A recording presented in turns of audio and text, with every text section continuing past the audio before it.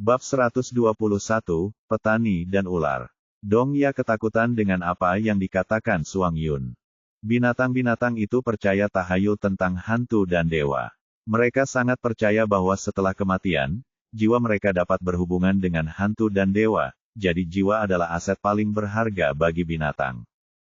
Menjual jiwa mereka sama saja dengan mempercayakan hidup mereka pada pihak lain. Harganya terlalu tinggi. Dongya bertanya dengan suara gemetar, untuk apa yang kau inginkan jiwa? Suang Yun sepertinya tidak melihat ketakutan di wajah kelinci muda itu. Dia masih tampak acuh tak acuh. Pernahkah kamu mendengar cerita tentang ular dan petani? Dongya menggelengkan kepalanya. Tidak, kiasan ini mengajar di kelas Huan-Huan, dan Suang Yun memutuskan untuk menggunakannya. Seorang petani selesai bekerja dan melihat seekor ular yang membeku. Ia merasa kasihan, jadi ia mengambilnya dan dengan hati-hati memeluknya untuk menghangatkannya dengan tubuhnya yang hangat. Pada titik ini, Suang Yun sengaja membuat mereka penasaran. Coba tebak apa yang terjadi. Dongya tertarik dengan cerita itu dan bertanya, apa yang terjadi selanjutnya? Akhirnya, ular itu membalas dendam dan menggigit petani itu hingga ia mati.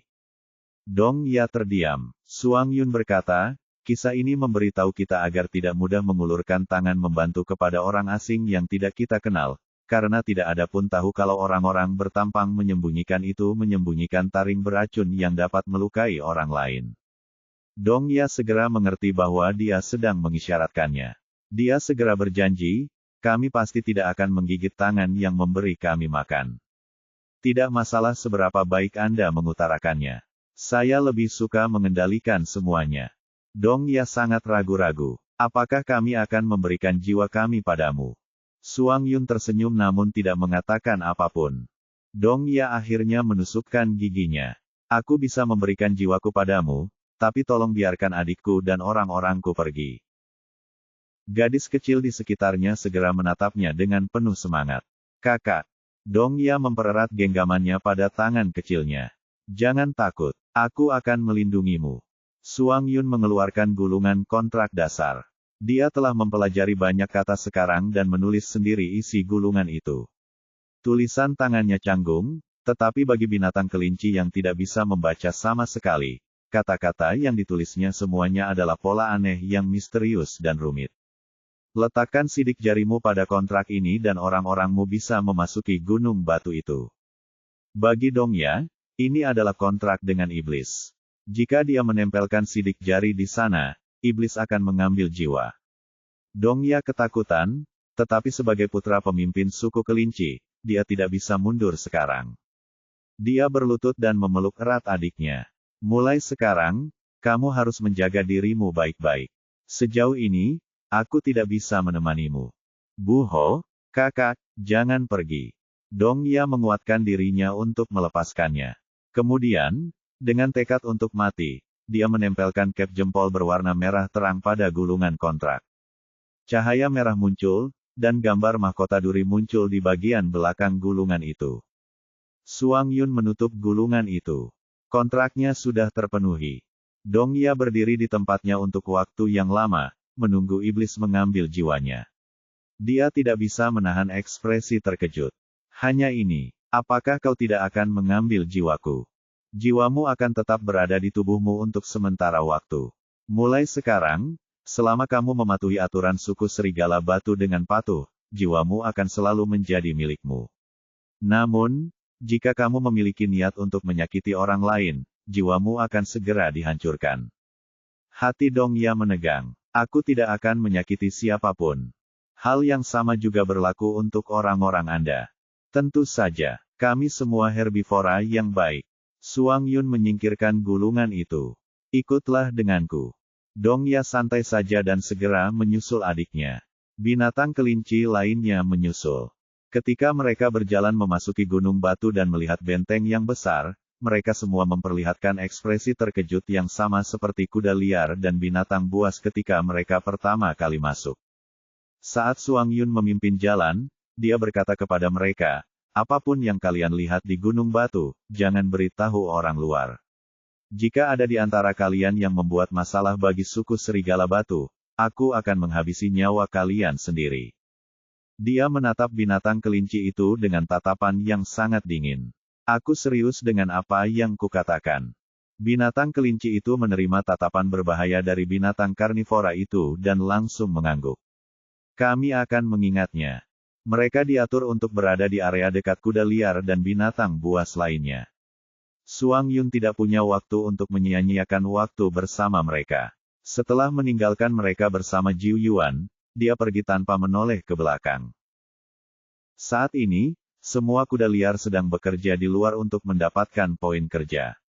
Mereka tidak berada di rumah. Jiu Yuan membiarkan binatang kelinci memilih rumah manapun yang mereka suka. Kemudian, ia memberitahu mereka tentang sistem poin kerja dan hukum serta peraturan. Ini adalah pertama kalinya para kelinci mendengar tentang sistem poin kerja. Itu adalah hal yang sangat baru. Mereka tidak bisa bertarung dengan santai. Para wanita juga tidak bisa meninggalkan pasangan pria mereka. Segala sesuatu di Gunung Batu itu tampak berbeda dari dunia luar. Ada aturan di sini, seperti dunia kecil yang tersembunyi. Sekilas, tidak jelas, tetapi jika seseorang menjelajahinya lebih jauh, orang akan menyadari betapa berbedanya tempat ini. Kuda-kuda liar itu baru kembali setelah hari mulai gelap. Mereka terkejut menemukan tetangga baru di sebelah rumah.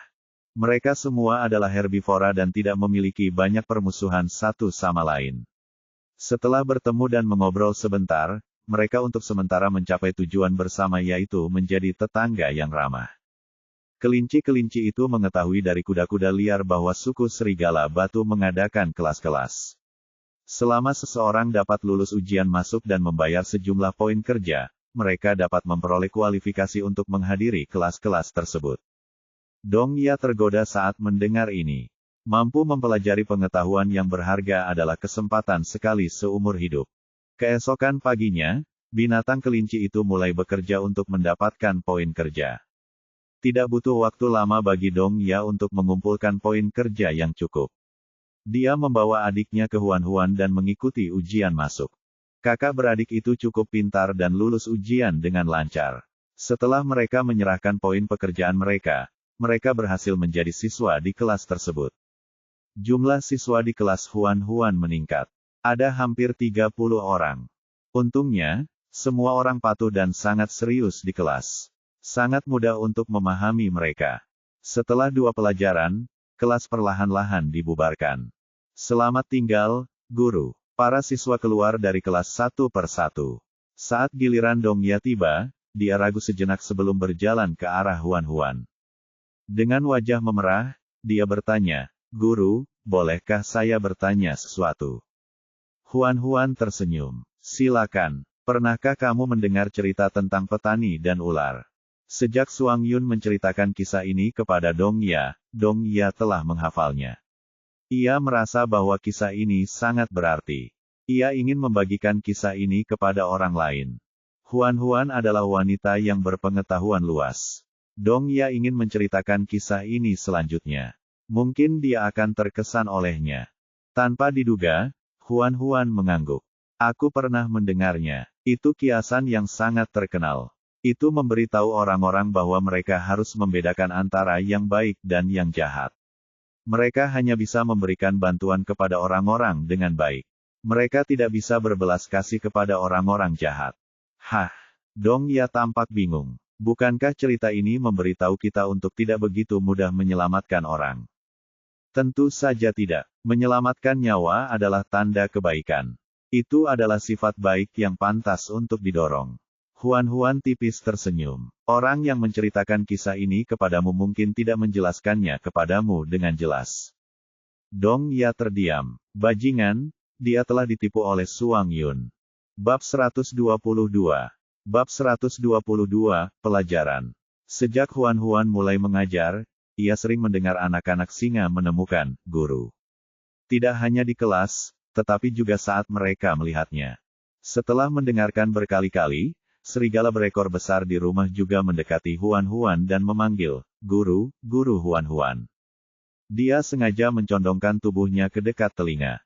Suaranya rendah dan dalam, menampilkan ambiguitas yang tidak dapat dijelaskan.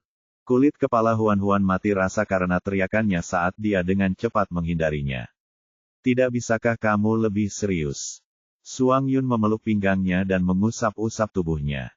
Guru, bolehkah aku tidur malam ini? Tidak, aku ingin tidur sendiri malam ini. Huan dengan dingin menolak permintaannya. Bai Di, Suang Yun, dan Sang Ye bergantian tidur dengannya setiap malam, tetapi pria ketiga ini tidak pernah mau tidur di balik selimut. Mereka selalu membuat masalah dan menerkamnya. Tubuhnya telah disiksa berkali-kali, dan dia perlahan mulai terbiasa dengan pengalaman yang menyenangkan itu. Kadang-kadang, dia bahkan tidak membutuhkan buah daun sumber. Itulah yang membuatku khawatir. Mungkinkah dia melakukannya terlalu sering dan noda itu menjadi longgar? Memikirkannya saja hampir membuatnya hancur. Dia bertekad untuk sembuh. Dia tidak bisa membiarkan mereka berkata-kata melakukan apapun yang mereka inginkan. Suang Yun memeluknya erat-erat dan menolak untuk melepaskannya. Guru, mengapa kamu tidak mau tidur denganku? Apakah Anda sudah tidak menyukaiku lagi? Dia tidak bisa mendorongnya, jadi dia hanya bisa mengerutkan kening dan melenturkannya. Aku hanya ingin tidur. Aku tidak ingin melakukan hal lain. Aku berjanji tidak akan melakukan hal lain. Kita akan berbaring di tempat tidur dan tidur bersama. Mata Huan berputar ke belakang. Aku tidak percaya padamu. Dulu, mereka selalu bilang mau tidur sama dia, tapi mereka selalu ingkar janji. Mereka semua bajingan yang tidak menepati janji.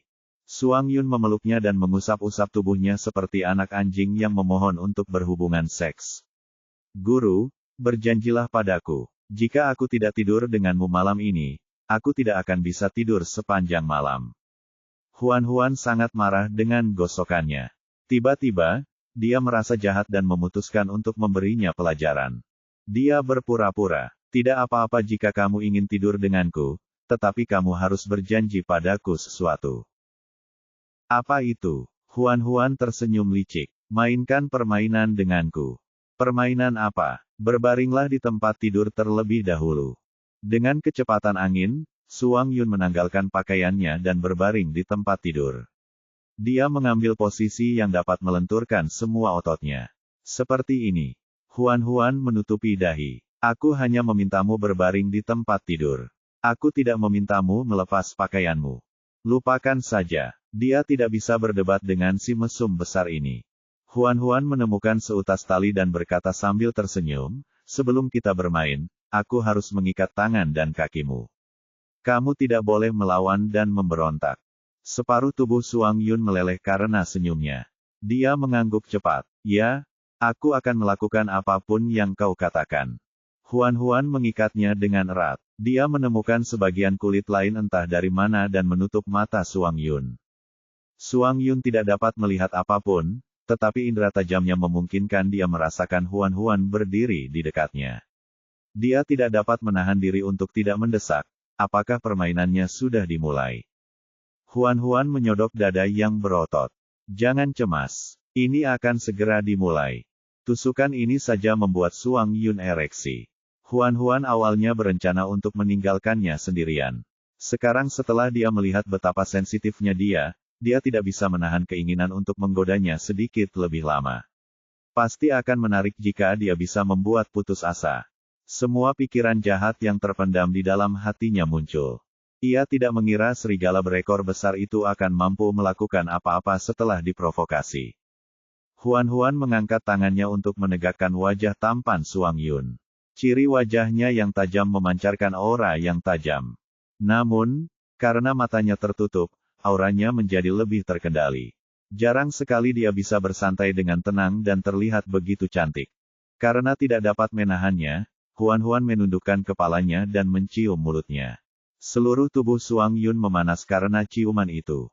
Huan menyatakan ketentuannya. Saat Suang Yun hendak dibebaskan, dia tiba-tiba melepaskannya.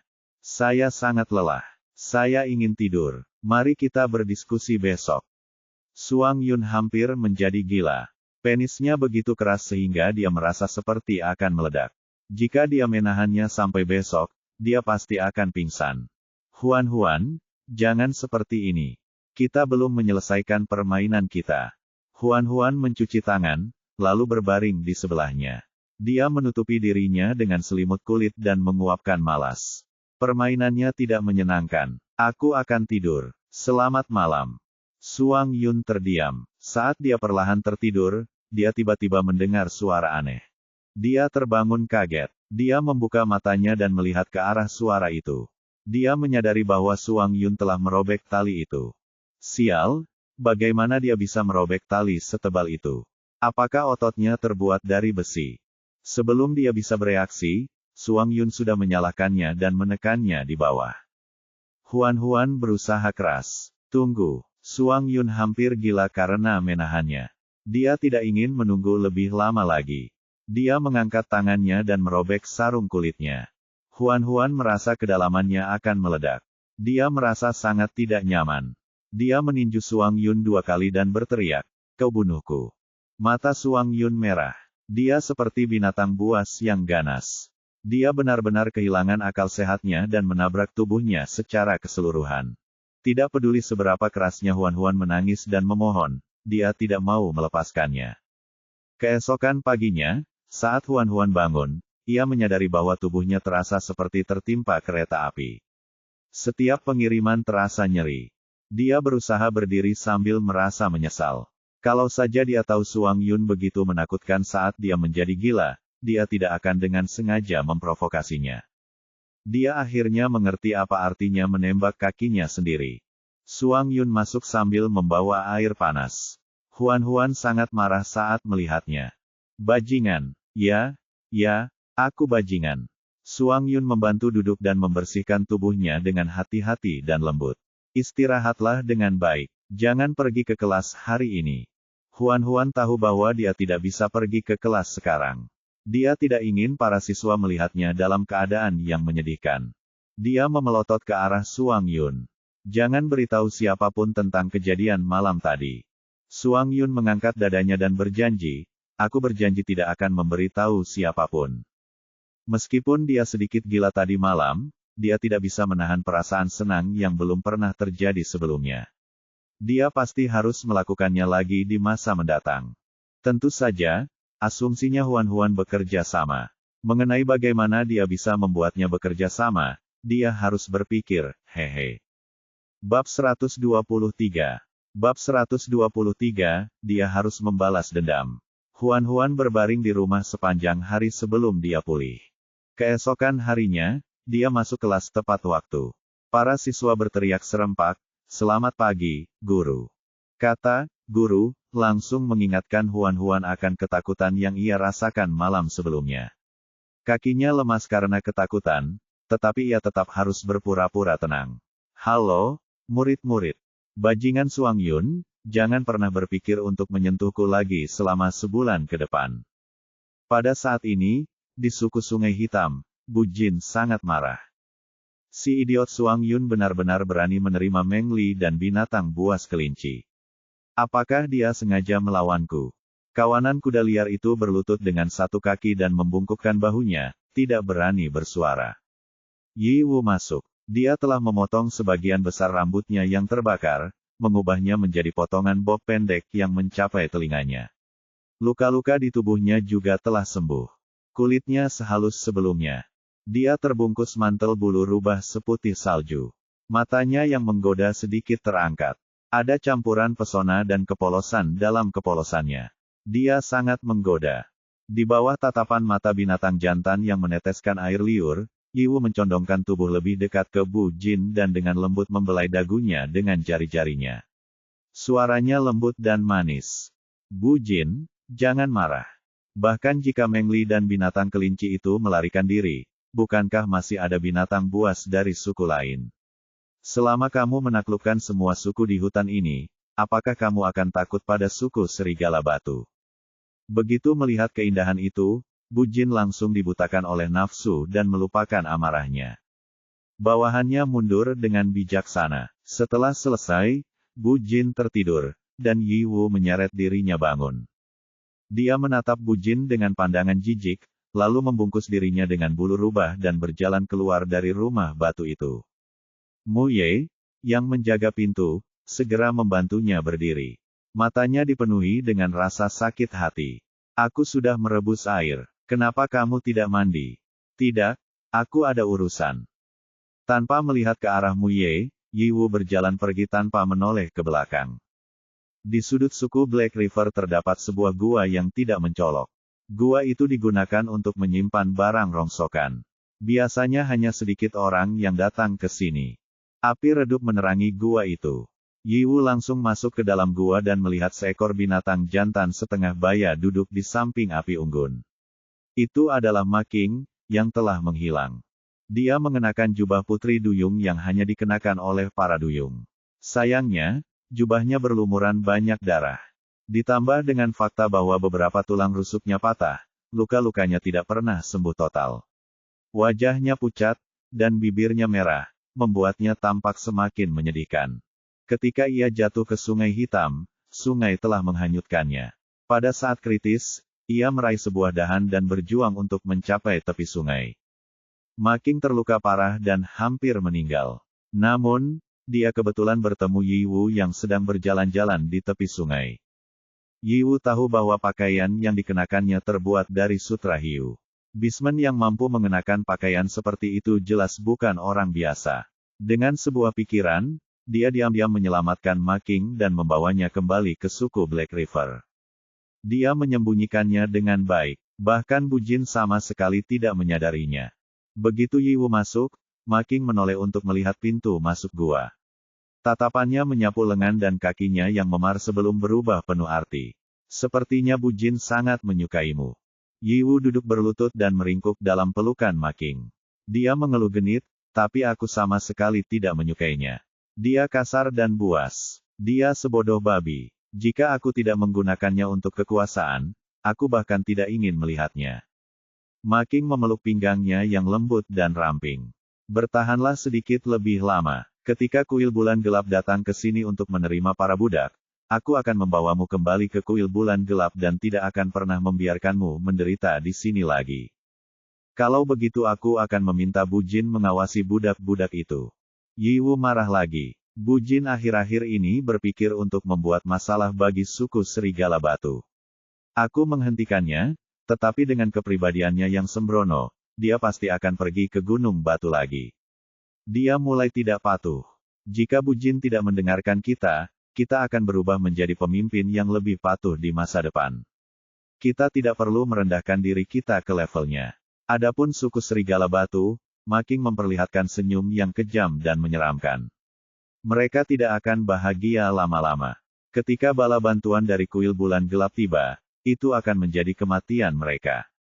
Yi Wu juga tidak menyukai suku Serigala Batu, terutama Suang Yun, Bai Di, dan Sueling. Ketiga binatang buas jantan ini berani mempermalukannya di depan umum dan bahkan menyebabkan dia diusir dari suku rubah. Dia hampir dibunuh oleh Suan Ying. Dia harus membalas dendam. Yi Wu sangat gembira mengetahui kuil bulan gelap akan berhadapan dengan suku Serigala Batu. Dia berusaha keras untuk menyenangkan Ma Qing. Pada saat yang sama, Ma Qing menikmati pelayanannya. Mereka berdua akrab. Di luar gua, Mu Ye diam-diam mengepalkan tinjunya. Dia telah mendengar percakapan antara Yi Wu dan Ma Qing. Orang-orang dari kuil bulan gelap akan segera tiba. Mereka akan menyerang Gunung Batu itu.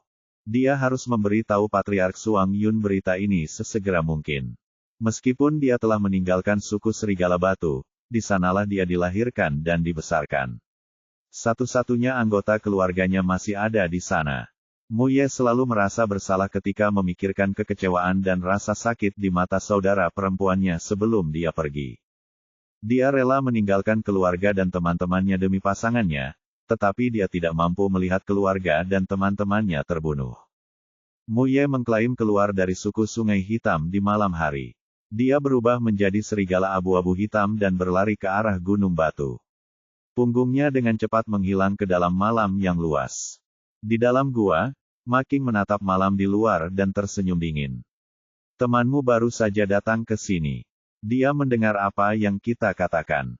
Aku ingat dia adalah binatang buas dari suku Serigala Batu, kan? Yi Wu menatap dengan mata berbinar. Kalau begitu aku akan meninggalkannya. Aku tidak memanggil lagi. Ma Qing menyentuh wajahnya yang kemerahan. Kau gadis yang baik. Mu Ye berlari menembus hutan. Tak lama kemudian, ia tiba-tiba merasakan penglihatannya menjadi gelap dan dadanya terasa nyeri. Serigala hitam itu terhuyung dan jatuh ke tanah. Kontrak pasangan yang menghubungkannya dengan Yi Wu telah putus. Dia telah ditinggalkan oleh Yi Wu. Reaksi keras dari ikatan pasangan itu sangat menyakitkan. Jiwanya tercabik-cabik. Dia mencakarkan giginya yang berdarah dan berjuang menuju gunung batu. Saudari, situasinya sekarang kacau, dan bisnisnya sangat sulit. Setelah berdiskusi, Suang Yun memutuskan untuk membatalkan pasar yang diadakan setiap 10 hari. Pada saat yang sama, ia akan secara resmi membuka distrik bisnis di dalam benteng. Seluruh lantai pertama dikhususkan untuk distrik bisnis. 50 toko terbagi rapi di kawasan bisnis. Toko-toko tersebut tersebar dalam 2 garis horizontal dan 2 garis vertikal. Setiap toko ditandai dengan nomor. Bab 124. Bab 124, mendapatkan apa yang dia inginkan. Apa itu? Semua transaksi di kawasan bisnis dimaksudkan oleh para penjaga. Jika ada yang berbuat curang, mereka akan langsung ditangkap dan dihukum. Pemimpin pengawalnya adalah Sang Ye, dan wakil pemimpinnya adalah Jiu Yuan. Namun, Sang Ye biasanya tidak muncul. Kecuali jika terjadi sesuatu yang besar, ia biasanya menyerahkannya kepada Jiu Yuan untuk menanganinya. Penyewaan dan penjualan toko tidak terlalu bagus, tetapi juga tidak terlalu buruk. Lagi pula, semua orang yang masih sibuk bekerja untuk mendapatkan poin guna menghidupi keluarga mereka. Mereka tidak punya waktu untuk menjalankan usaha kecil untuk sementara waktu. Suang Yun menempati toko terbesar dan menaruh semua sayur-sayuran serta buah-buahannya di sana. Selain benih, herbal, dan kristal, mereka juga mengumpulkan poin kerja. Binatang serigala tidak tertarik pada hal-hal ini, tetapi serigala betina menyukainya. Selama mereka memiliki poin kerja ekstra, binatang jantan yang memiliki pasangan akan menukarnya dengan beberapa sayuran dan buah-buahan. Mereka akan membawanya kembali untuk dimakan oleh betina mereka. Kuda pembohong dan kelinci adalah hewan herbivora. Mereka sangat menyukai sayur-sayuran dan buah-buahan huan-huan. Hampir setiap hari, mereka akan pergi ke toko huan-huan untuk membeli sayur-sayuran dan buah-buahan tersebut. Burung-burung tersebut merupakan omnivora. Kadang-kadang, mereka akan terbang turun dan membeli beberapa sayuran dan buah untuk dibawa pulang sebagai santapan. Transaksi ini tidak besar, tetapi stabil. Setelah beberapa waktu, bisnis keluarga huan-huan tidak hanya memburuk, tetapi malah menjadi lebih baik. Bukan rahasia lagi bahwa suku serigala batu telah menampung suku kuda pembohong dan suku kelinci. Berita ini dengan cepat menyebar ke seluruh hutan. Semakin banyak binatang buas yang memburu suku serigala batu dengan rasa putus asa dan meminta mereka untuk menampung mereka. Suang Yun berharap dapat meningkatkan kekuatan suku serigala batu. Semakin banyak binatang buas yang ada, semakin baik. Namun, demi keamanan, ia tidak membiarkan binatang buas ini memasuki benteng secara langsung. Sebaliknya, ia membuat sebuah tempat di kaki gunung. Mulai sekarang, kalian akan tinggal di sini selama masa percobaan 3 bulan. Jika kalian bisa mendapatkan 100 poin kerja dalam masa percobaan dan tidak memiliki catatan melakukan kejahatan apapun, kalian akan memenuhi syarat untuk tinggal di suku Rock Wolf. Suang Yun berhenti sejenak dan menambahkan, jika salah satu dari kalian memiliki kelebihan tertentu atau dapat memberikan kontribusi besar, kami dapat menurunkan persyaratan masuk. Di antara mereka, seekor binatang bertubuh pendek menyembul dari ketebalan. Tingginya hanya sekitar 1 meter. Berdiri di antara sekelompok binatang yang tingginya rata-rata 1,9 meter, ia tampak sangat mungil dan mungil. Dia tampak seperti kurcaci. Kurcaci itu adalah binatang mol. Ia mengenakan kulit binatang yang berdebu dan membawa tas kulit binatang yang besar di punggungnya.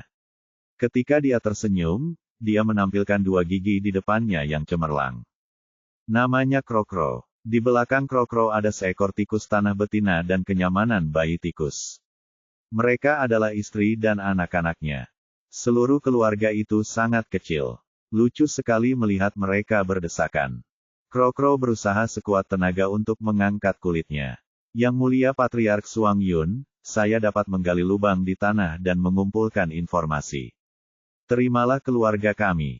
Suang Yun menatap kurcaci di depannya. Katakan padaku, apa yang telah kamu temukan? Saya melihat Bu Jin bergabung dengan Yi Wu untuk membunuh Patriark Buke. Suang Yun berkata, aku sudah mengetahuinya. Tapi yang tidak kau ketahui adalah Bu Jin telah menangkap banyak tawanan perang sebagai budak dan bermaksud menawarkan mereka ke kuil bulan gelap. Suang Yun akhirnya menunjukkan sedikit ketertarikan. Teruskan. Krokro menggosok kedua tangannya dan bertanya dengan penuh harap, jika aku menceritakan semuanya, mungkin kau mengizinkanku dan keluargaku tinggal di suku Serigala Batu. Itu tergantung pada nilai informasi yang Anda berikan. Krokro mengerti dan berkata dengan gembira, ketika aku pergi ke suku Serigala Sungai Hitam untuk mencuri makanan, aku melihat pasangan Bu Jin, rubah betina bernama Yi Wu. Dia sedang berhubungan dengan babun jantan. Aku tahu babun jantan itu. Dia adalah seorang dukun di suku Serigala Sungai Hitam. Namanya Making. Suang Yun membukakan matanya. Ada lagi. Making sepertinya berhubungan dengan kuil bulan gelap. Yi Wu telah menjilatnya. Dia mengikuti perintah Making dan dengan sengaja mendorong Bu Jin untuk menyerang suku lain di mana-mana. Kemudian, dia mengumpulkan para tawanan perang itu dan mengirim mereka ke kuil bulan gelap sebagai budak. Pada titik ini, dia tiba-tiba menyuarakan dan berkata secara misterius, apakah seekor binatang jantan dari suku Serigala Batu milikmu menjadi pasangan Yi Wu? Suang Yun mengingat Mu Ye dan berkata ya. Kunjungi situs web kami untuk pembaruan baru. Saya melihat binatang jantan itu di hutan malam sebelumnya. Dia tampaknya telah ditinggalkan oleh Yi Wu. Dia hampir mati karena reaksi keras dari kontrak pasangan, tetapi dia masih ingin kembali ke Gunung Batu. Ekspresi Suang Yun berubah. Dia menarik Krokro dan bertanya dengan tegas, di mana dia? Bawa aku ke sana. Krokro bertanya-tanya, tapi dia tidak lupa bernegosiasi. Kau harus berjanji padaku bahwa kau akan membiarkan kami tinggal di Gunung Batu itu terlebih dahulu. Saya berjanji. Krokro menatap kakinya. Kalau begitu, lepaskan aku. Aku akan membawamu kepadanya. Suang Yun melonggarkan cengkeramannya. Krokro segera memberitahu istri dan anak-anaknya, tunggu di sini sampai aku kembali. Jangan berlarian. Melihat istri dan anak-anaknya mengangguk tanda mengerti, dia berkata pada Suang Yun, ikutlah denganku. Suang Yun berkata kepada Jiu Yuan, awasi binatang buas ini. Aku akan segera kembali. Namun, Jiu Yuan berkata, aku akan pergi bersamamu. Suang Yun mengerutkan kening dan ragu-ragu. Jiu Yuan berkata dengan keras kepala, bagaimanapun juga, Mu Ye adalah adik laki-laki Mu Xiang. Dia separuh dari keluargaku. Sekarang sesuatu telah terjadi di sini, aku harus membawanya kembali secara pribadi. Baiklah, kamu ikut denganku. Krokro memang kecil, tetapi dia sangat cepat. Untungnya, Suang Yun dan Jiu Yuan tidak lambat, jadi mereka tidak ketinggalan. Mereka bertiga dengan cepat berjalan melewati hutan dan akhirnya menemukan Mu Ye di bawah pohon besar. Dia tidak bernapas lagi. Tubuhnya tetap dalam bentuk serigala saat ia bergerak di tanah. Bulunya yang hitam keabu-abuan kotor dan berantakan. Masih ada darah di samping taringnya. Mata yang hijau gelap tidak akan pernah terbuka lagi. Krokro merasa sedih. Binatang jantan yang terlantar itu sungguh mengantuk. Hati Jiu Yuan dan Suang Yun terasa berat. Krokro bertanya, apakah kamu akan menerimanya kembali? Suang Yun tidak mengatakan apapun. Setelah cukup lama, Jiu Yuan berkata dengan suara pelan, kita bakar dia sekarang. Suang Yun menatapnya. Bukankah kita harus menunggu Mu Xiang melihatnya sebelum kita membakarnya? Mu Xiang telah melakukan pukulan berat sejak dia kehilangan 5 rekan berturut-turut terakhir kali. Kesehatannya telah menurun drastis. Dia akhirnya pulih sedikit. Jika dia melihat Mu Ye mati, dia tidak akan mampu menahan pukulan itu. Aku tidak ingin dia terluka lagi. Suang Yun ragu-ragu. Tapi kamu tidak bisa bersembunyi darinya selamanya. Jika dia tahu kebenarannya di masa depan, kamu. Saya akan merahasiakannya selama ku bisa. Jika aku tidak bisa bersembunyi, aku akan mengatakan yang sebenarnya. Entah dia membenciku atau membenciku, aku bersedia menanggung kesalahannya. Pada titik ini, Suang Yun tahu bahwa Jiu Yuan telah mengambil keputusan. Dia hanya bisa menamparkan bahunya. Kalau begitu, mari kita lakukan. Mereka menemukan mengomel dan membakar mayat Mu Ye. Abunya dibungkus dengan hati-hati dalam kulit binatang oleh Jiu Yuan dan dibawa kembali ke Gunung Batu. Mu Ye tidak dapat kembali ke rumahnya saat dia masih hidup. Setelah dia meninggal, dia akhirnya bisa mendapatkan apa yang diinginkannya. Bab 125. Bab 125, Serang Pertama. Apa itu? Huan mengetahui tentang Mu Ye dari Suang Yun. Ia tak kuasa menahan desahan. Pemuda yang gemar bercerita itu telah tiada, hanya meninggalkan segenggam abu. Jika aku mengembangkan Forgetting Water lebih awal, Mu Ye mungkin tidak akan mati. Bai Di menutupi kepalanya. Itu pilihan Mu Ye, katanya lembut. Kita semua hanya penonton dalam hidupnya. Anda tidak harus menanggung semua kesalahan. Huan mendesah. Aku hanya merasa sedikit tidak nyaman. Meskipun Mu Ye sedikit keras kepala dan impulsif, dia tetaplah orang yang sangat baik. Tragedi ini terjadi karena dia telah mempercayai orang yang salah. Dan Yi Wu, dalam tragedi ini, masih bebas. Dia tidak merasa bersalah sedikit pun atas kematian Mu Ye. Hati manusia terbuat dari daging. Mengapa Yi Wu begitu berdarah dingin? Suang Yun berjanji, kami akan membalas dendam Mu Ye. Sang Ye tiba-tiba berkata dengan nada gelap, berbicara tentang balas dendam, saya pikir kita harus bersiap terlebih dahulu. Karena Ma Qing telah menghubungi kuil bulan gelap, mereka pasti akan kembali. Kita tidak bisa hanya duduk diam dan menunggu kematian. Suang Yun mengusap dagunya. Sebaiknya kita menyerang lebih dulu dan membunuh Bu Jin dan Ma Qing. Sang Ye mengerutkan kening. Tetapi bahkan jika mereka mati, kuil bulan gelap mungkin tidak akan membiarkan masalah ini begitu saja. Mereka bahkan mungkin melampiaskan kemarahan mereka pada suku Serigala Batu.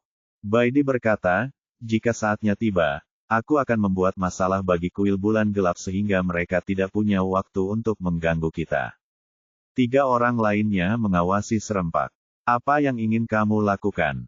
Setelah berkumpul dengan Bu Jin dan Ma Qing, aku akan kembali ke kota binatang buas dan menyuruh seseorang pergi ke kuil bulan gelap untuk menimbulkan masalah. Suang Yun tidak dapat menahan diri untuk bertanya, kota binatang mana yang akan kamu kunjungi? Bai Di perlahan menyelipkan rambutnya ke belakang telinga dan berkata dengan santai, kota matahari. Suang Yun dan Sang Ye saling memandang dan berhenti berbicara. Hanya Huan yang masih tampak bingung. Apa itu kota matahari? Ini adalah kota tengah. Huan berpikir sejenak. Kota matahari dan kota bulan gelap adalah kota-kota di tengah. Apakah kekuatan mereka serupa? Ya, kurasa begitu. Huan mengangguk tanda mengerti. Oh, apakah ada hal lain yang ingin Anda tanyakan? Apapun yang ingin Anda ketahui, saya bisa menjaganya. Ia mencium sudut mulutnya, memecahnya dengan lembut. Huan memeluk leher pria itu dan membenamkan wajah merahnya di sana. Tidak untuk saat ini. Kalau begitu, bolehkah aku tidur denganmu malam ini? Huan ragu-ragu. Kami hanya akan tidur. Kami tidak akan melakukan hal lain. Dia tampak melihat Bai Di sedikit menegangkan. Khawatir Bai Di tidak senang, dia cepat-cepat menambahkan, bahkan jika kita melakukannya, kita hanya bisa melakukannya sekali saja. Aku ada kelas besok pagi. Wajahnya makin merah dan suaranya melemah. Bai Di menundukkan bagian belakang kepalanya dan tersenyum. Huan, kamu sangat imut. Di bawah muncul iri Suang Yun, Bai Di menggendong Huan ke kamar tidur dan menutup pintu. Suang Yun sangat marah sehingga dia mengambil sebagian dendeng dan memakannya. Sambil membujuk, dia bertanya, mengapa Huan selalu mendengarkan Bai Di apapun yang dia katakan?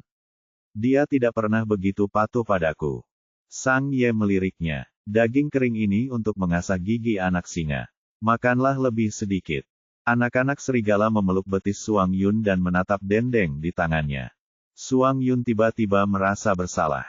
Dia segera menyerahkan daging kering itu kepada bayi-bayi itu. Anak-anak serigala membuka mulut mereka dan menggigit dendeng itu dengan senang hati. Suang Yun bahkan tidak punya sedikit pun hiburan yang tersisa. Karena bosan, ia berjalan ke pintu kamar tidur. Ia bersandar di pintu dan membuka telinga untuk menguping.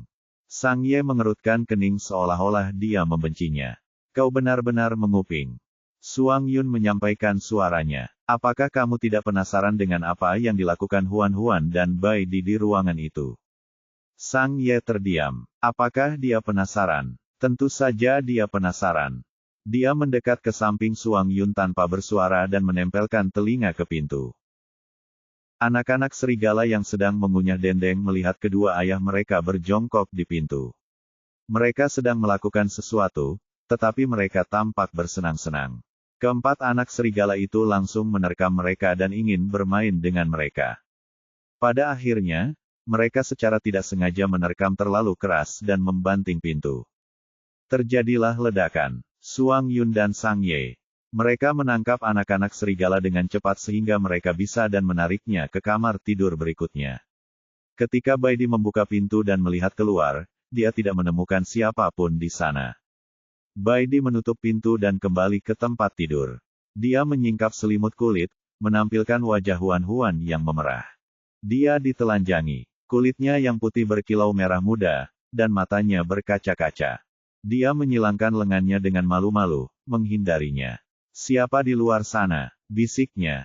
Bai Di menariknya ke dalam pelukannya dan mencium bahunya yang halus dan bulat. Mereka sudah pergi, jawabnya dengan membayangkan. Anak-anak pasti tidak sengaja menabrak pintu saat bermain. Baiklah. Dia tidak dapat menahan diri untuk tidak mencium bibir ketika melihat betapa terkejutnya dia. Dia perlahan-lahan merentangkan lengannya yang indah dan memeluknya, dengan malu-malu menanggapi ciumannya. Bai Di adalah orang yang selalu menepati janjinya. Dia berjanji hanya akan melakukannya satu kali, dan dia benar-benar melakukannya. Namun kali ini, hal itu berlangsung hampir sepanjang malam. Huan Huan terombang-ambing dan berputar-putar. Ia menangis hingga suara serak. Namun, Bai Di selalu mempertimbangkan perasaannya. Dia begitu lembut sehingga ketika dia bangun keesokan paginya dan menatap wajah tampannya yang penuh perhatian, dia tidak bisa mengucapkan kata pun untuk mencela. Dia merasa seolah-olah Bai Di mencekiknya. Huan Huan beristirahat di rumah untuk hari berikutnya. Bai Di tinggal di rumah untuk merawatnya. Anak-anak serigala menyukai dan selalu mengelilinginya. Dia mengeluarkan dendeng itu dan membagi-bagikannya kepada anak serigala. Huan Huan memperhatikan saat dia membekukan anak-anak serigala itu. Dia tidak bisa menahan diri untuk berkata, "Aku akan melahirkan beberapa anakmu juga." Bai Di melihatnya dengan lembut. "Tidak perlu terburu-buru. Kita tunggu saja sampai kamu sembuh. Kesehatan saya cukup baik." Bai Di berjalan mendekat dan menyentuh bekas ciuman di keningnya. "Lalu kenapa kamu menangis dan berteriak bahwa kamu tidak bisa menahannya tadi malam?" Huan Huan tersipu dan membela diri. "Itu salahmu karena menolak menyelesaikannya." Dia terlalu malu untuk menyelesaikan kalimatnya. Wajahnya begitu merah. Bai Di mengangkatnya dan meletakkannya di pangkuannya. Dia tertawa pelan. "Ya, ini semua salahku. Aku akan lebih cepat lain kali." Bab 126. Bab 126, Cemburu. Tuan Mole membawa istri dan anak-anaknya ke dalam benteng. Melihat benteng yang begitu megah untuk pertama kalinya, keluarga tikus tanah itu tampak tercengang. Mereka terus melihat sekeliling, berpikir bahwa semua yang mereka lihat adalah hal baru. Mereka tidak bisa bosan dengan tempat itu. Mereka tinggal di lantai yang sama dengan kuda pembohong dan kelinci. Kro-Kro sangat puas dengan hal ini. Dia tidak ingin hidup bersama para serigala yang suka makan daging. Siapa yang tahu kalau suatu hari mereka akan tiba-tiba lapar dan memakan seluruh keluarganya. Hidup lebih aman dipadukan dengan herbivora. Setelah menenangkan istri dan anak-anaknya, ia pun mengetuk pintu rumah tetangga sebelahnya. Ia memberi mereka buah-buahan pembohong yang dibawanya sebagai tanda persahabatan. Sebagai balasannya, kuda pembohong dan binatang kelinci pun memberikan beberapa buah. Buah-buahan ini dibeli dari rumah Huan Huan. Rasanya manis dan menyegarkan. Setelah menggigitnya, ia merasa sangat lezat. Dia membawa sisa buah itu kembali ke istri dan anak-anaknya, yang juga sangat disukai. Dia ingin lebih banyak buah dan sayur, tetapi dia tidak punya poin kerja. Dia tidak bisa bekerja di ladang buah dan sayur. Setelah berlangganan, dia memutuskan untuk pergi ke suku Sungai Hitam lagi. Jika dia bisa menemukan beberapa informasi yang berguna, dia bisa menukarnya dengan poin kerja dari Patriark Suang Yun. Ia pun bantuan melakukan apa yang dikatakannya dan meminta tetangga sebelah untuk mengurus istri dan anak-anaknya. Kemudian, ia berubah menjadi wujud tikus tanah abu-abu dan segera turun gunung. Dongya dan saudara-saudaranya tinggal di sebelah. Kakak beradik Dongya menganggap bayi tikus tanah itu lucu, jadi mereka membawanya ke kelas. Ibu tikus tanah khawatir dan mengikutinya. Ini adalah pertama kalinya mereka masuk kelas, dan mereka merasa itu hal yang baru. Namun, ketika mereka melihat betapa tenang dan fokusnya semua binatang di sekitar mereka, mereka terlalu malu untuk bersuara. Baru setelah kelas selesai, tikus-tikus kecil itu mengelilingi Dongya dan saudara-saudaranya. Mereka melihat lempengan batu di tangan mereka sambil mencicit. Tidak ada kertas atau pena di sini. Para siswa hanya dapat menggunakan lempengan batu sebagai kertas dan batu halus sebagai pena. Dongya memegang lempengan itu di tangannya agar tikus-tikus tanah itu bisa bermain-main. Huan-Huan berjalan mendekat. Ini pertama kalinya dia melihat anak singa sekecil itu. Apakah kalian binatang baru? Tanyanya. Nyonya Mole segera berdiri dan merapikan gaunnya yang terbuat dari kulit binatang. Ia berkata, dengan sedikit gelisah, "Halo. Kami baru saja pindah hari ini." Dia sangat pendek, tingginya hanya sekitar 1 meter. Hidungnya kecil dan matanya kecil. Rambutnya yang panjang dan ikal berwarna coklat dikepang. Dia mengenakan karangan bunga kecil di kepalanya. Ketika dia tersenyum, dia menampilkan 2 gigi seputih salju. Huan-Huan melihat seekor binatang yang lebih pendek darinya untuk pertama kalinya dan tidak dapat menahan rasa penasarannya. "Aku harus memanggilmu apa?" "Nama saya Tuan-Tuan." Senyuman perlahan mengembang di wajahnya. "Namamu semanis dirimu." Tuan-Tuan menundukkan kepalanya dengan malu-malu. Dia melepaskan karangan bunga kecil di kepalanya dan menyerahkannya kepada Huan-Huan dengan wajah merah. Huan-Huan menunjuk hidungnya. "Untukku." Tuan-Tuan mengangguk. Dia perlahan mengambil karangan bunga kecil itu dan menaruhnya di kepalanya. Dia menutup kepalanya. "Apakah ini terlihat bagus?" Mata Tuan-Tuan berbinar. "Ya." Bayi tikus tanah itu mengangguk tanda setuju. Mencicit. Sambil tersenyum, Huan-Huan mengeluarkan sekantong biji bunga matahari goreng dan menyerahkannya kepada bayi tikus tanah. "Selamat datang di suku Serigala Batu. Ini hadiah untukmu." Biji bunga matahari yang ditumis harum dan renyah. Tikus-tikus kecil memeluk biji-bijian itu dan menyebarkannya dengan gembira. Huan-Huan kembali ke rumah. Begitu dia membuka pintu, dia melihat Sueling duduk di karpet, memakan biji bunga matahari dan bersenang-senang dengan si topi dan anak serigala. Melihat induknya telah kembali, anak-anak serigala dan si topi tengkorak segera berhenti bermain dan berlari ke arahnya. Anak-anak serigala menggesekkan diri di pinggangnya dan terus melolong. Hewan-hewan kecil ini sekarang sudah mencapai kedalaman. Sekilas, mereka tampak seperti samoyed, namun bulu mereka bahkan lebih putih daripada samoyed, dan cakar mereka lebih tajam. Huan-Huan mengangkat kepala mereka. Si topi koboi juga ingin tampil lucu di depan ibunya. Tanpa sengaja ia melihat karangan bunga di kepala ibunya dan langsung meledak. Bunga kecil itu dikeluarkan, karangan bunga itu ke kepala Huan-Huan, dan dilemparkannya ke tanah. Huan-Huan terkejut dengan reaksinya yang intens. Terkejut, dia bertanya, "Ada apa?" Saat Sueling memakan biji bunga matahari, dia berkata perlahan, "Teratai kecil sedang marah." Bagaimana dia bisa marah begitu saja? Karena cemburu. Huan-Huan tampak bingung. "Cemburu? Kamu punya bunga lain di kepalamu." "Tentu saja, Little Lotus akan cemburu." Barulah saat itulah dia mengerti bahwa teratai kecil sedang marah pada karangan bunga itu. Dia tidak tahu apakah harus tertawa atau menangis. "Itu hanya karangan bunga. Kenapa kamu malah cemburu pada ini?" Si tengkorak masih sangat marah. Dia hanya bisa menjadi milik tanaman itu dan saudara-saudaranya. Tidak ada tanaman lain yang diizinkan untuk memiliki desainnya. Ia membungkus karangan bunga itu ke tanah dan melemparkannya sedikit lebih jauh. Kemudian, bunga itu dituangkan ke kepala Huan-Huan dengan kecepatan tinggi. Ranting bunga itu melilit rambutnya, dan kuncup kecil yang tertanam di telinga berubah menjadi karangan bunga yang indah. Agar ibunya tidak melepaskannya, dia tidak lupa mengusap telinga Huan-Huan dan berteriak pelan, "Ibu." Huan-Huan tidak punya pilihan selain membiarkannya tetap di kepalanya. Sueling tiba-tiba membungkuk dan membelai kuncup kecil itu dengan jari-jarinya. Dia tersenyum penuh arti. Bagus sekali. Tidak diketahui apakah dia memuji Little Lotus atau Huan-Huan.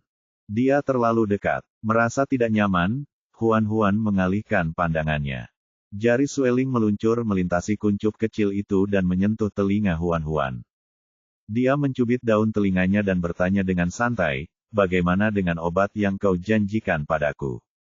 Sebentar lagi, dia menepis tangannya. "Bisakah kau berhenti menyentuhku?"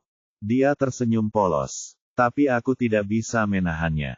"Siapa yang memintamu bersikap begitu manis?" Huan-Huan sudah terbiasa dengan kebiasaan pria ini yang suka menggoda.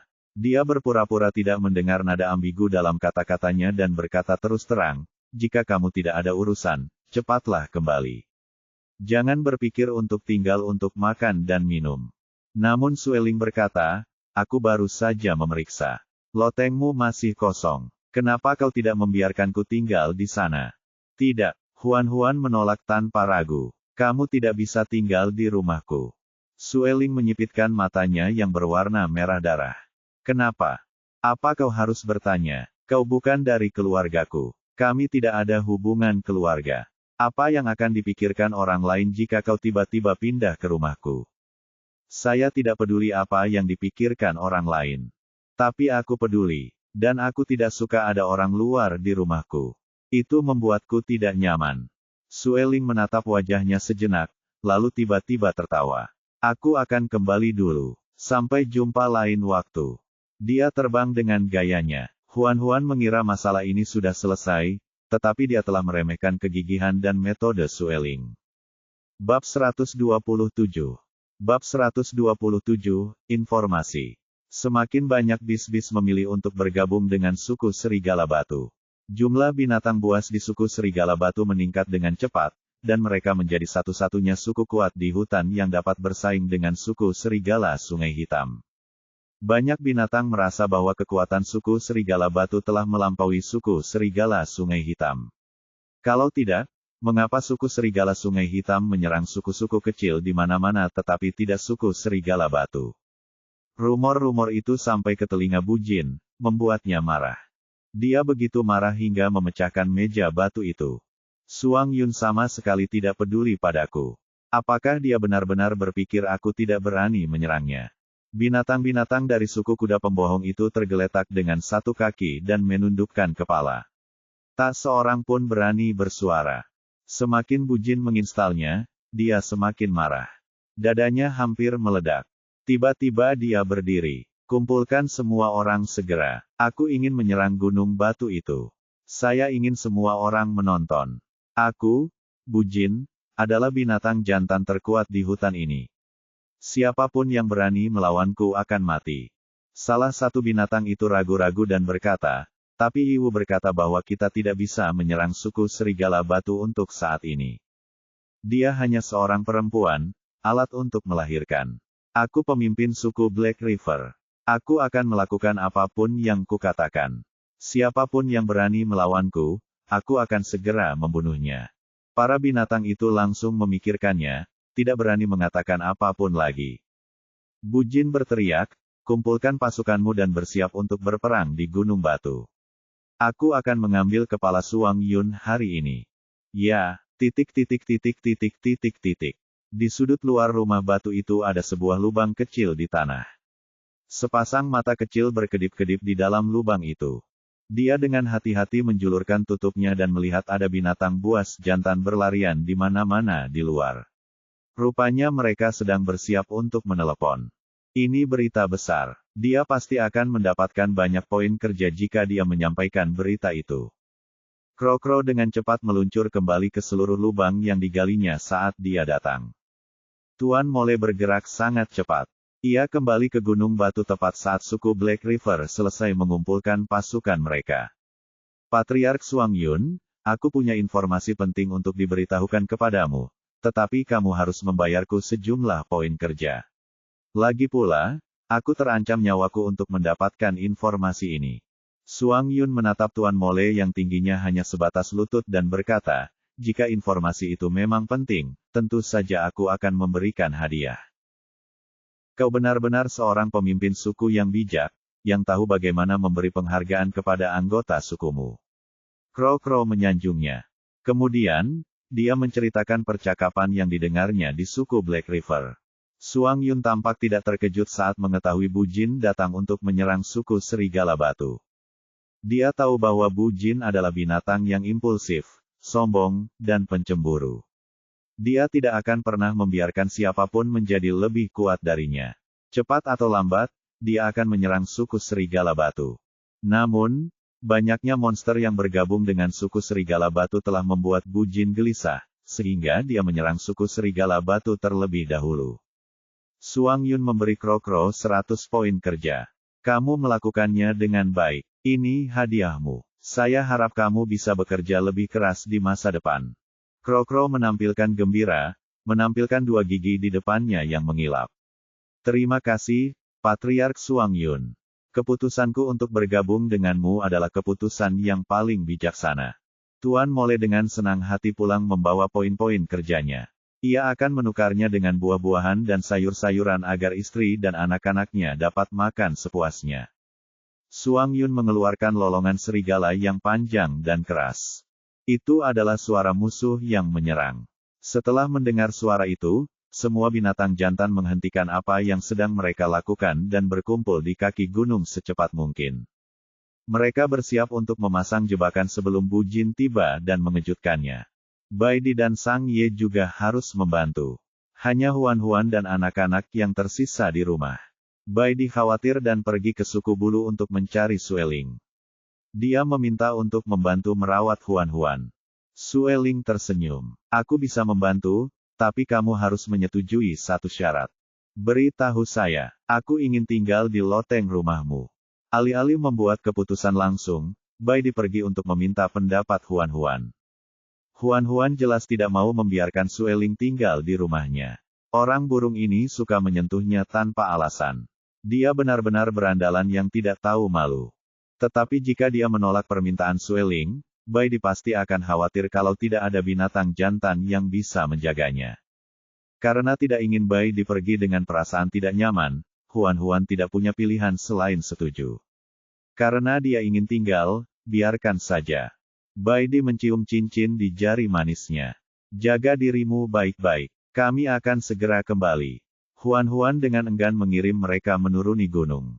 Sang Ye memeluknya dengan erat. Saat kita kembali. Suang Yun adalah orang yang paling tidak tahu malu.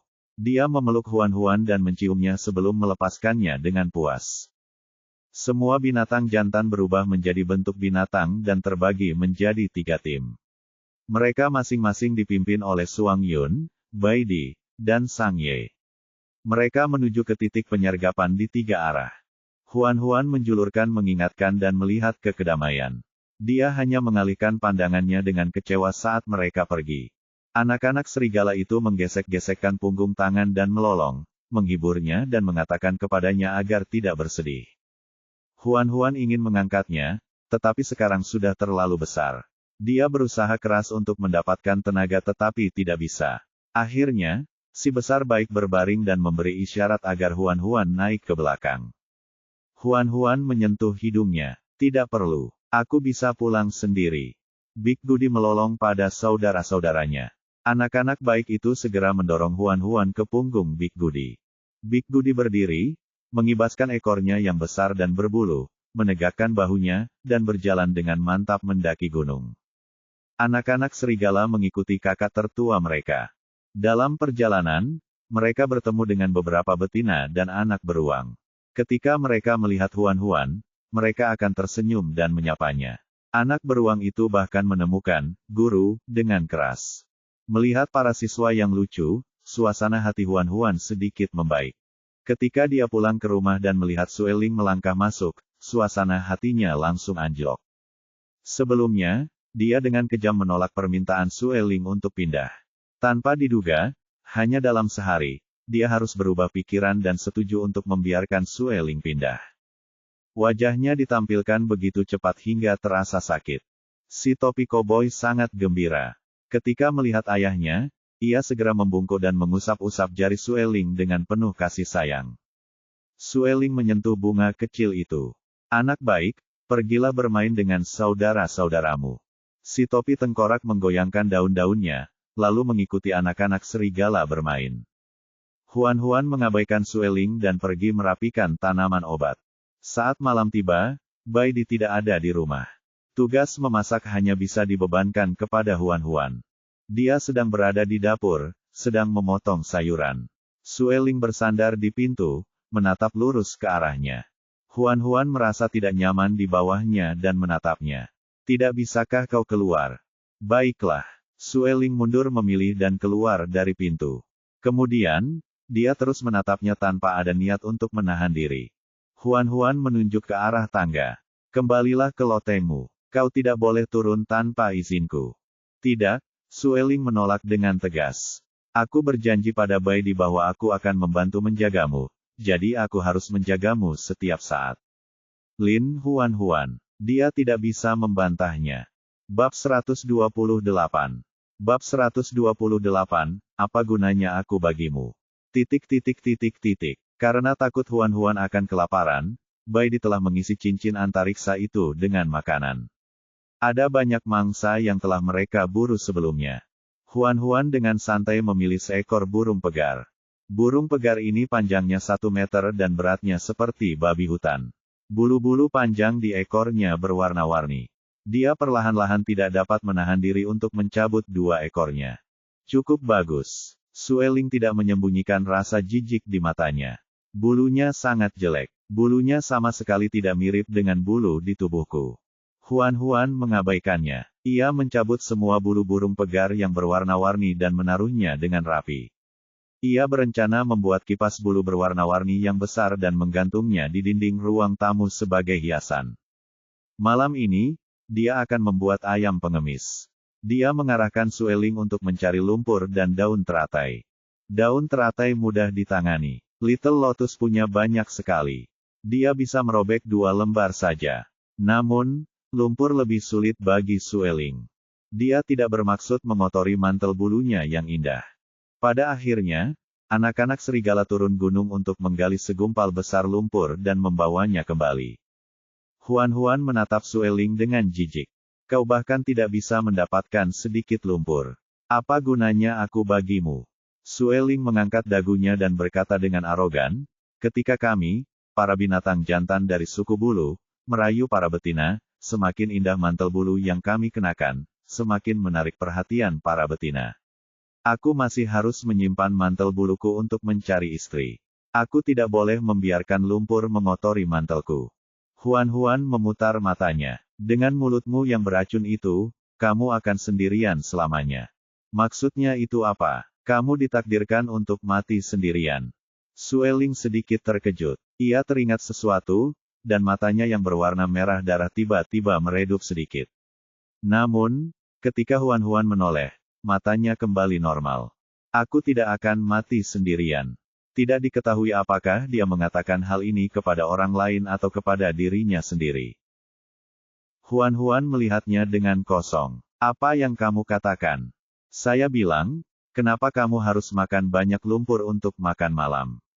Apakah lumpur bisa dimakan? Huan-Huan tersenyum bangga. Kau tidak mengerti, bukan? Lumpur bisa dimasak. Aku akan menunjukkannya padamu malam ini. Sueling tampak penuh harapan. Huan-Huan membersihkan organ dalam burung pegar itu dan memasukkan buah-buahan manis dan kentang ke dalamnya. Kemudian, ia membungkusnya dengan daun teratai besar sebelum menutupinya dengan lapisan lumpur tebal. Anak serigala telah menggali lubang yang cukup besar di bawah arahannya. Huan-Huan mengubur burung pegar dan menyalakan api. Anak-anak serigala menyukai api. Begitu melihat api, mereka membungkuk dan mengibas-ngibaskan ekor mereka dengan gembira. Peci itu tidak tertarik pada api. Peci itu tetap berada di kepala Huan-Huan dan diam-diam berpura-pura menjadi karangan bunga. Panci besi berada di atas api. Huan-Huan menaruh potongan sayuran di dalamnya dan menambahkan beberapa daging kering untuk membuat sup panas yang harum dan lezat. Saat waktunya tiba, Huan-Huan menemukan cangkul dan mencabut burung pegar itu dari tanah. Ia menyingkirkan tanah di permukaan. Wanginya yang harum langsung memenuhi udara. Bukan hanya anak serigala saja yang meneteskan air liur, bahkan Sueling pun tidak dapat menahan diri untuk tidak memperhatikan. Manisnya buah-buahan manis telah meresap ke dalam ayam, membuatnya semakin segar dan lezat. Kentangnya juga sudah matang. Kentangnya lembut dan empuk. Kentangnya meleleh di mulut. Huan-Huan memotong dada ayam yang empuk, lalu pahanya. Ia memberikan potongan-potongan itu kepada anak-anak serigala untuk dimakan. Anak serigala makan dengan lahap. Sisa ayam hampir seluruhnya terbungkus bulu. Huan-Huan hanya makan beberapa suap sebelum berhenti. Meskipun ayamnya lezat, dia masih merasa sedikit mual. Dia lebih suka makan kentang. Sup sayuran panasnya luar biasa. Sueling memakan semua daging di kepala ayam itu. Jika Huan-Huan tidak sedang menatapnya, dia akan memakan seluruh kepala ayam dan menelannya. Dia memperhatikan dengan penuh kerinduan saat Huan-Huan menyapu tulang-tulang ayam itu.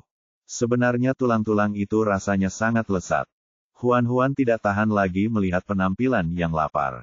Dia dengan santai mengambil segenggam biji bunga matahari goreng untuknya. Sama-sama. Dengan harumnya biji bunga matahari goreng, Sueling akhirnya berhenti memelihara tulang ayam. Huan-Huan pergi ke dapur untuk mencari bulu burung pegar. Ia berencana membuat kipas bulu besar berwarna-warni dan menggantungnya di dinding sebagai hiasan. Tanpa diduga, dia mencari di seluruh dapur dan tidak menemukan sehelai bulu pun. Aneh sekali. Jelas-jelas dia menaruh bulu burung pegar itu di dapur sebelumnya. Bagaimana mereka bisa menghilang dalam sekejap mata? Dia berlari keluar dapur dan bertanya kepada Sueling dan anak-anak serigala, apakah ada di antara kalian yang melihat bulu burung pegar itu? Anak-anak serigala itu mengordinasikan kepala serempak, yang menunjukkan bahwa mereka tidak tahu. Sueling menelan biji bunga matahari di mulutnya dan berkata perlahan, aku membuang bulu-bulu itu. Huan-Huan langsung marah. Siapa kamu berani melempar barangku? Bulu-bulu yang jelek itu merusak pemandangan. Betapapun jeleknya mereka, mereka tetap milikku. Jangan sentuh mereka tanpa izinku. Sueling mengeluarkan 2 helai bulu berwarna merah menyala dengan ekspresi di wajahnya yang berkata, ini adalah penukaranku kepadamu. Sama-sama. Huan-Huan dapat melihat sekilas bahwa itu adalah bulunya. Dia berkata dengan marah, aku tidak menginginkan bulumu. Lalu dia berbalik dan berlari keluar. Sueling baru saja berada di rumah. Bulu burung pegar itu pasti tidak terlempar jauh. Dia mencari-cari di sekitar rumah dan dengan cepat menemukan bulu burung pegar itu berserakan di tanah. Dia membawa bulu-bulu itu pulang dan membuat kipas bulu besar berwarna-warni. Ia tadinya berencana untuk menggantungnya di dinding ruang tamu, tetapi mengingat pelajaran sebelumnya, ia khawatir burung itu tidak akan menyerah dan membuang bulu burung pegar itu lagi, jadi ia memutuskan untuk menggantungkan kipas bulu itu di kamar tidurnya. Huan-Huan baru saja menggantung kipas bulu itu ketika dia berbalik dan melihat Sueling berdiri di ambang pintu.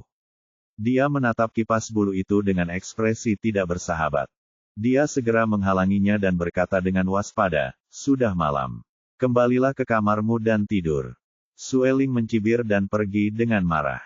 Di tengah malam, Sueling diam-diam masuk ke kamar sementara Huan-Huan sedang tertidur. Dia melirik Huan-Huan terlebih dahulu sebelum mengulurkan tangan untuk menurunkan kipas bulu berwarna-warni di dinding. Matanya memenuhi rasa jijik. Warna yang sangat vulgar. Dia bertanya-tanya apa yang disukai si wanita kecil dari bulu-bulu ini. Api menyembur keluar dari ujung jari Sueling saat ia membakar kipas bulu itu. Ia membuat kipas dari bulu-bulu di tubuhnya. Warnanya yang menyala-nyala menjadikannya tampak seperti api yang menyala-nyala. Warna merahnya sangat terang dan menyilaukan. Ini adalah bulu yang paling indah. Sueling menggantungkan kipas bulu itu tegak lurus di dinding, lalu berjalan ke tempat tidur dan menundukkan kepalanya untuk mencium kening Huan-Huan. Baru kemudian dia pergi dengan perasaan puas. Pagi berikutnya, Huan-Huan terbangun dan melihat kipas giok merah menyala tergantung di dinding. Adapun kipas bulu 5 warna yang tadi, sudah lama menghilang. Pasti itu manusia burung Sueling. Huan-Huan menutup halaman dengan agresif dan melemparkan kipas giok merah menyala di depan Sueling. Dia berkata dengan marah, "Di mana kipas bulu yang kubuat? Kau ambil, kan? Kembalikan padaku." Sueling tampak seperti masih tertidur. Rambutnya yang panjang dan keemasan terurai seperti air terjun, dan kerah bajunya terbuka lebar, memperlihatkan sebagian besar otot dada yang indah. Dia tampak seperti iblis yang mampu memikat orang lain. Dia menguap, "Maksudmu kipas bulu jelek itu? Aku membakarnya. Bajingan, siapa yang berani membakar barang-barangku?" Bab 129. Bab 129, melakukan segalanya. Apa itu? Huan-Huan sangat marah. Dari segi kekuatan, bahkan 10 orang saja tidak dapat mengalahkan Sueling. Bahkan dalam hal berbicara, dia tidak sebanding dengan binatang buas ini. Lagi pula, dia bisa saja tidak tahu malu, tapi dia tidak bisa. Yang bisa dia lakukan pada akhirnya hanyalah meleotot ke arah Sueling. Kalau saja timbulnya mata bisa terwujud, Sueling pasti sudah terisi lubang sekarang. Sueling ingin menarik kerah bajunya, tetapi saat dia menyadari terwujudnya Huan-Huan, dia berhenti dan menarik kerah bajunya lebih rendah lagi. Melihat pakaiannya hampir mencapai pinggang, Huan-Huan tidak bisa menahan diri untuk tidak menutup matanya dan berkata dengan marah, "Pakai pakaianmu." Sueling tersenyum senang. "Jangan malu-malu. Kamu bisa melihat tubuhku sesuka hatimu. Siapa yang ingin melihatmu? Kamu tidak tahu malu." Huan-Huan sangat marah sehingga dia berbalik dan pergi. Dia memasak sarapan. Setelah anak-anak serigala selesai, dia pergi ke kelas. Si tukang kopi tetap di rumah untuk bermain dengan anak-anak serigala. Pagi berlalu dengan cepat. Setelah kelas, Huan-Huan bertemu dengan Mu Xiang, yang datang menjemput anak-anaknya dari sekolah. Mereka berhenti untuk sesaat. Mu Xiang khawatir. "Kudengar Mu Ye mengikuti Yi Wu ke suku Sungai Hitam. Aku penasaran apakah Patriark Suang Yun dan yang lainnya akan bertemu Mu Ye di medan perang. Jika mereka bertemu, apakah Mu Ye akan terluka dan menderita?" Huan-Huan tidak berani mengatakan yang sebenarnya bahwa Mu Ye sudah meninggal. Dia hanya bisa menghiburnya dengan lembut. "Jangan terlalu khawatir. Suang Yun dan Jiu Yuan ada di sana. Jika mereka melihat Mu Ye, mereka pasti tidak akan menyerangnya. Saya yakin Patriark Suang Yun dan Jiu Yuan tidak akan menyakiti Mu Ye, tetapi Mu Ye terlalu impulsif. Saya khawatir dia akan melakukan sesuatu yang bodoh dan merugikan dirinya sendiri." Huan-Huan memegang tangannya. "Mu Ye bukan anak kecil lagi. Dia akan mengurus dirinya sendiri." Mu Xiang tersenyum getir. "Orang tua kami sudah lama meninggal. Mu Ye dan aku sudah tinggal bersama sejak kami masih kecil. Aku beberapa tahun lebih tua darinya. Bisa dibilang aku mengira sebagai sebagian anakku." Huan-Huan tidak tahu harus berkata apa. Dia hanya bisa menghela nafas dalam diam. Mu Xiang mengerutkan kening, rasa kecewa tampak di matanya. "Tadi malam, aku bermimpi. Mu Ye berada di tanah berlumuran darah. Dia berteriak minta tolong, tapi aku tidak bisa menyelamatkannya. Saya hanya bisa menonton. Pada akhirnya dia tidak dapat menahan diri untuk menutupi wajahnya, bahunya terangkat. Aku sangat takut. Aku benar-benar takut sesuatu akan terjadi padanya." Huan-Huan tidak bisa menahan diri untuk tidak terkejut. Mungkinkah ini hubungan antara saudara kandung? Dia sedikit menghibur Mu Xiang. Ketika emosi Mu Xiang sudah tenang, Huan-Huan memperhatikannya pergi bersama anak-anaknya. Sueling tidak terlihat dimanapun sepanjang hari. Ia baru kembali saat matahari hampir terbenam. Dia membawa 2 burung pegar besar. "Kita akan makan burung pegar malam ini." Ia lalu mengeluarkan 5 lembar daun teratai besar dan sekantung besar lumpur. Burung pegar tadi malam rasanya sangat lesat. Sueling belum pernah makan burung pegar yang begitu lesat. Huan-Huan tidak dapat menahan diri untuk bersantai sambil melihat burung pegar di tangannya. Leher mereka patah. "Kalian berasal dari silsilah keluarga yang sama. Mengapa kalian begitu bersemangat memakan sesama jenis?" Sueling mengangkat alisnya. "Hah, saya bilang, kalian semua jenis makhluk jahat. Mengapa harus membunuh jenis kalian sendiri?" Sueling tidak senang. "Aku binatang berbulu yang mulia. Burung pegar hanyalah burung berjalan tingkat rendah. Bagaimana kamu bisa membandingkan mereka denganku? Mereka punya sayap. Kalian semua tampak sama di perairan. Melihat Sueling hendak meledak, Huan segera menyeret kedua burung pegar besar itu ke dapur. Dia membayangkan burung pegar di depannya adalah Sueling dan mencabuti bulunya untuk melampiaskan amarahnya. Pada saat itu, dia tiba-tiba tersiram air panas oleh cincin di manis jarinya. Huan segera berhenti bergerak dan menatap cincin itu. Cincin itu menjadi panas, dan kabut hitam membuat permukaannya tipis. Jantungnya berdebar kencang. Sesuatu telah terjadi pada Sang Ye. Bujin memimpin lebih dari 300 binatang jantan yang kuat ke Gunung Batu, bersiap untuk mengalahkan suku Serigala Batu. Tetapi sebelum mereka dapat mencapai Gunung Batu itu, mereka diserang. Bai Di, Suang Yun, dan Sang Ye terbagi menjadi 3 kelompok dan mengelilingi suku Sungai Hitam dari 3 arah yang berbeda. Ketiganya adalah makhluk jiwa yang kuat. Ditambah dengan fakta bahwa mereka telah mengambil inisiatif untuk menyerang, mereka memiliki inisiatif yang mutlak. Bujin belum pernah melihat barisan yang begitu besar. Dia tidak menyangka suku Serigala Batu biasa memiliki 3 makhluk jiwa tersembunyi di antara mereka. Tidak heran Yiwu terus membujuknya untuk tidak menyerang suku Serigala Batu. Bujin mulai menyesalinya. Jika dia tahu bahwa pihak lain memiliki begitu banyak binatang buas, dia tidak akan memaksa datang bersama anak buahnya. Melihat situasi yang menguntungkan suku Serigala Batu, Bujin tahu bahwa dia pasti akan kalah dalam pertempuran ini.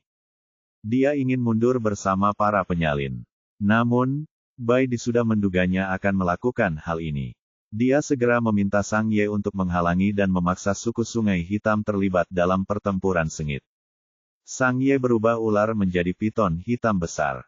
Ekornya menyapu, membuat kuda-kuda pembohong itu terbang. Saat Bujin terpojok dan tidak punya jalan keluar, dia menjadi kejam. Dia berteriak, "Ayo, aku akan melawanmu hari ini." Bujin awalnya adalah seekor kuda tinggi berwarna coklat tua. Kaki di depannya yang tendangan kuat dengan keras, menyebabkan musuh di depannya muntah darah dan jatuh ke tanah. Ia sama sekali tidak menghiraukan binatang buas serigala yang menyerang untuk menggigitnya. Ia akan menangkap satu binatang buas dan menyerang mereka dengan ganas hingga mereka mati. Luka-luka di tubuh kuda pembohong coklat itu makin banyak, tapi musuh yang jatuhan di bawah kukunya masih banyak. Melihat binatang serigala di sekitar Bujin hampir semuanya terpesona, Sang Ye berada di sekitarnya. Ular piton raksasa itu melesat melewati puncak bagaikan kilat dan tiba di samping Bujin. Ia mengibaskan ekornya ke arahnya. Ular dan kuda terlibat dalam pertarungan sengit antara hidup dan mati. Sebagai makhluk jiwa bintang 3, Sang Ye jauh lebih kuat dari Bujin. Suang Yun dan Bai Di tidak membantu. Sebaliknya, mereka menyerahkan Bujin kepada Sang Ye untuk ditangani. Suang Yun dan Bai Di pergi untuk menghadapi binatang buas berkuda yang masih melawan. Mereka dengan cepat menghadapi musuh. Suang Yun membersihkan darah di tubuhnya. Tanah di bawahnya masih tertutup es yang pecah. Dia berkata kepada Bai Di, "Aku akan mengurus mayat-mayat ini, kumpulkan orang-orang kita dan bersiap untuk pulang." Huan masih menunggu mereka di rumah. Mereka harus kembali lebih awal. Bai Di mengumpulkan binatang serigala yang menghitung dan menghitungnya ketika dia menyadari ada sesuatu yang salah dengan Sang Ye. Meskipun Bujin telah dikalahkan, Sang Ye tidak berhenti menyerang. Ular piton raksasa itu mencabik-cabik Bujin hingga menjadi tumpukan daging, mewarnai tubuh ular itu menjadi merah. Di tubuhnya, muncul pola aneh dengan kilau merah gelap yang mengerikan. Kabut hitam tipis melingkari ular itu. Itu adalah aura kematian yang membuat seseorang sangat tidak nyaman. Jiu Yuan ingin menghentikan Sang Ye dan menyuruhnya bersiap pulang, tetapi Sang Ye tampaknya sudah gila. Dia membuka mulutnya yang berdarah dan menggigit Jiu Yuan. Bab 130. Bab 130, Monster. Apa itu? Pada saat kritis, Bai Di menyelamatkan Jiu Yuan. Dia meminta Jiu Yuan untuk membawa binatang buas lainnya pergi. Mata ular piton itu berubah menjadi merah, mengalir dari taringnya dan menetes ke rumput. Rumput hijau segar langsung beracun dan hangus. Pada saat ini, Sang Ye telah naik ke 8 bintang lagi. Dia jauh lebih kuat dari semua binatang buas, tetapi dia seperti orang gila yang kehilangan akal sehatnya. Yang ada dalam pemahamannya hanyalah keinginan membunuh. Selama ada orang yang mendekatinya, mereka akan diserang tanpa pandang bulu, baik kawan maupun lawan. Baidi berteriak, "Sang Ye, bangun!" Namun, sebagai balasannya, Sang Ye hanya mengibaskan ekornya tanpa ampun. Baidi menghindari ekor ular itu. Ia mencoba membuat ular piton itu mati rasa dengan listrik agar ia berhenti menyerang, tetapi pertahanan ular piton bintang 8 itu sangat tinggi. Listrik itu tidak dapat menembus sisiknya. Melihat Baidi dan Sang Ye sedang bertarung, Suang Yun mendorong datang untuk membantu. Namun, meski 2 lawan 1, Baidi dan Suang Yun tidak bisa menang. Baidi bahkan tersapu oleh ekor ular Sang Ye. Baidi menahan bahaya terkikis oleh aura ular itu dan mencengkeram ekor ular Sang Ye dengan erat. Cakarnya memotong kulit ular itu dan menikmati petir ke dalam lukanya. Sang Ye kesakitan. Dia memutar tubuh ularnya dengan gila dan melemparkan Baidi. Sialan, orang-orang ini pantas mati. Mata Sang Ye semakin memerah, dan niat membunuhnya pun semakin mengerikan. Suang Yun mencoba membekukan Sang Ye, namun begitu es itu membeku, ia dihancurkan oleh Sang Ye. Binatang jiwa berbintang 8 sungguh mengerikan. Lengan Baidi terluka oleh sisik ular itu. Darah mengalir ke cincin di jari manisnya. Cincin perak itu tiba-tiba berubah menjadi cahaya hijau pucat. Pola-pola hijau muncul di tubuh ular piton itu pada saat yang bersamaan. Pola-pola itu melilit tubuhnya yang besar seperti tanaman merambat. Kabut hitam dan pola-pola merah darah itu perlahan-lahan menghilang. Mata Sang Ye menjanjikan angsur kembali menjadi hitam. Dia akhirnya berhenti menyerang. Tubuh ular besarnya menyusut drastis, dan jiwa binatang turun dari 8 bintang menjadi 3 bintang. Sang Ye kembali ke wujud manusianya dan berdiri di sana dengan membayangkan. Di bawahnya, tanah berlumuran darah. Semua binatang buas di sekitarnya menatapnya dengan ketakutan. Suang Yun dan Baidi juga terluka. Mereka terluka olehnya. Sang Ye mengingatnya dengan jelas. Sang Ye menunduk sambil menatap tangannya yang berlumuran darah. Bagaimana ini terjadi? Iblis mengalir dalam darah tubuhnya.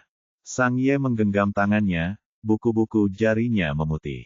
Dia ingat segalanya, termasuk saat terakhir kali Ma King membangkitkan garis keturunan iblisnya, yang membuatnya membunuh puluhan binatang buas sekaligus. Pada saat ini, semua kenangan itu muncul dengan jelas di ingatannya. Imam besar pernah mengatakan kepadanya bahwa iblis adalah monster pembunuh. Mereka akan memakan daging binatang buas dan menghisap darahnya. Mereka adalah monster paling menakutkan di benua binatang buas. Saat itu ia telah berjanji kepada imam besar bahwa jika ia bertemu setan, ia akan membunuhnya tanpa ampun. Namun sekarang, dia telah menjadi keturunan iblis. Dia telah menjadi monster terkutuk. Jika cincin kontrak tidak menyadarkannya tepat waktu, dia akan membunuh Baidi dan Suang Yun. Setan. Kenapa dia jadi setan? Sang Ye memegangi kepalanya dengan rasa sakit. Dia berharap bisa mengeluarkan semua darah iblis dari tubuhnya sekarang. Suang Yun mendekatinya dengan hati-hati. Sang Ye. Jangan datang. Sang Ye berteriak sekeras-kerasnya. Jangan datang. Suang Yun harus berhenti. Baidi sudah berdiri lagi. Dia menutupi luka di lengannya dan mengerutkan kening melihat ekspresi Sang Ye yang kesakitan. Dengarkan aku. Ini bukan salahmu. Kamu. Aku monster. Sang Ye menyela kata-kata penghiburannya, suaranya bergetar. Tidak heran orang-orang dari kuil mencoba membunuhku. Mereka benar. Aku sudah menjadi monster sejak aku masih muda. Tenanglah. Kembalilah bersama kami. Kami akan memikirkan solusinya saat kami tiba di rumah. Kembali. Bagaimana aku bisa kembali? Bagaimana jika aku menjadi gila di masa depan dan ingin membunuh Huan-Huan? Aku monster. Aku tidak bisa mengendalikan diriku sendiri. Semakin Sang Ye berbicara, semakin tidak nyaman perasaannya. Dia tidak sanggup meninggalkan Huan-Huan, tetapi jika tetap berada di sisinya akan membahayakannya, dia lebih baik meninggalkannya. Memikirkan hal ini, dia tiba-tiba berubah menjadi seekor ular piton dan dengan cepat merayap masuk ke dalam hutan. Sang Ye. Suang Yun ingin mengejarnya, tetapi Sang Ye terlalu cepat. Ditambah dengan luka-luka Suang Yun, dia tertinggal tak lama kemudian. Suang Yun kembali dengan tangan hampa. Dia berkata tanpa daya, dia sudah pergi. Apa yang harus kita lakukan sekarang?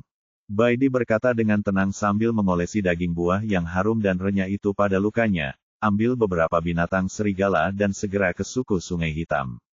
Jangan biarkan Yiwu dan Making kabur.